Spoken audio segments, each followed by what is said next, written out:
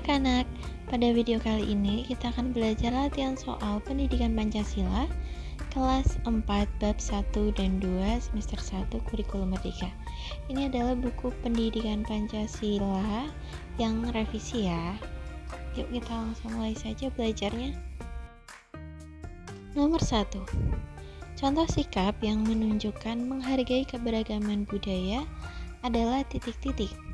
A. Mencemooh tarian tradisional daerah lain.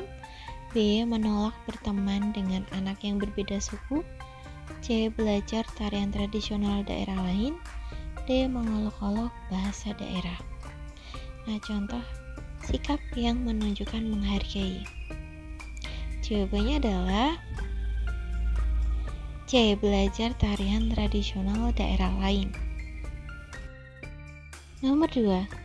Salah satu cara melestarikan budaya daerah adalah dengan titik-titik. A. Melupakan tradisi leluhur. B. Mengadopsi budaya asing sepenuhnya. C. Mengajarkan budaya daerah kepada generasi muda.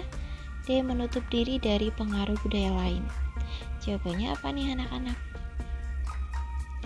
Iya, benar sekali. Jawabannya adalah C. Mengajarkan budaya daerah kepada generasi muda agar budaya kita itu tetap ada dan tidak punah. Nomor 3. Perhatikan gambar di bawah ini anak-anak. Nah, rumah adat tersebut berasal dari daerah titik-titik. A. Sumatera Barat. B. Jawa Tengah. C. Bali. D. Papua. Jawabannya adalah D. Papua. Nah, nama rumah adat ini adalah Rumah Hanoi. Nomor 4, anak-anak perhatikan rumah adat di samping. Nah, rumah adat tersebut berasal dari daerah titik-titik. A. Sumatera Barat. B. Jawa Tengah. C. Bali. D. Papua. Nah, anak-anak tahu nggak di sini itu rumah adat mana? Nah, kalian lihat atapnya. Kalau atapnya berbentuk seperti itu adalah rumah adat Jawa Tengah yang disebut rumah joglo. Jadi jawabannya adalah B. Nomor 5, anak-anak perhatikan dulu gambar tarian di bawah ini. Nah, tari berikut berasal dari provinsi titik-titik. A. Sumatera Utara. B. Aceh. C. Riau. D. Bengkulu. Jawabannya adalah B. Aceh. Nah, nama tarian ini adalah tari saman. Nomor 6. Perangkat desa yang bertugas membantu kepala desa dalam urusan pemerintahan adalah titik-titik. A. RT. B. RW. C. Sekretaris desa. D. Camat. Jawabannya apa anak-anak? Iya, pintar sekali. Jawabannya adalah C. Sekretaris desa atau biasa disebut carik. Nomor 7. Tujuan utama dari pemerintahan desa adalah titik-titik. A. Mengatur lalu lintas antar kota. B. Mengatur pembangunan di tingkat nasional. C. Memenuhi kebutuhan dasar masyarakat desa. D. Mengatur kebijakan luar negeri. Nah, anak-anak di sini yang paling tepat adalah C. Memenuhi kebutuhan dasar masyarakat desa. Nah, tujuan pemerintahan desa itu juga mengatur pembangunan di tingkat desa dan juga mengatur perekonomian desa, kemudian dari bidang pendidikan dan juga sosial yang ada di desa juga. Nomor 8. Pentingnya adanya pemerintahan kelurahan dan desa adalah titik-titik. A. Agar masyarakat tidak perlu membayar pajak. B. Agar masyarakat lebih mudah mengurus keperluan sehari-hari. C. Agar masyarakat selalu ribut dan bertengkar. D. Agar masyarakat tidak perlu bekerja. Jawabannya adalah B. Adanya pemerintah kelurahan dan desa adalah agar masyarakat itu lebih mudah untuk mengurus keperluan sehari-hari seperti mengurus KK, kemudian akte itu harus melalui pemerintah di kelurahan maupun desa. Nomor 9. Jalan raya termasuk contoh lingkungan buatan karena titik-titik. A. Terbentuk secara alami. B. Dibuat oleh manusia. C. Tempat hidup berbagai hewan. D. Terdapat banyak tumbuhan. Jawabannya adalah B. Dibuat oleh manusia. Jadi lingkungan buatan itu adalah lingkungan yang dibuat oleh manusia, sedangkan lingkungan alam itu lingkungan yang diciptakan oleh Tuhan. Nomor 10. Lingkungan alam harus selalu dijaga agar tetap lestari. Berikut yang termasuk lingkungan alam adalah titik-titik. Nah, tadi sudah dijelaskan lingkungan alam itu adalah lingkungan yang dibuat oleh Tuhan atau memang sudah ada di alam. Coba kita lihat yang A, rumah itu bukan, karena ini lingkungan buatan. Jalan raya juga bukan. Hutan benar, gedung sekolah bukan. Jadi jawabannya adalah C, hutan. Nomor 11, perhatikan hal-hal berikut ini. 1. Menjaga kerukunan antar siswa. 2. Merapikan tempat tidur setiap pagi. 3. Menolong teman yang terjatuh. 4. Membantu orang tua menyapu.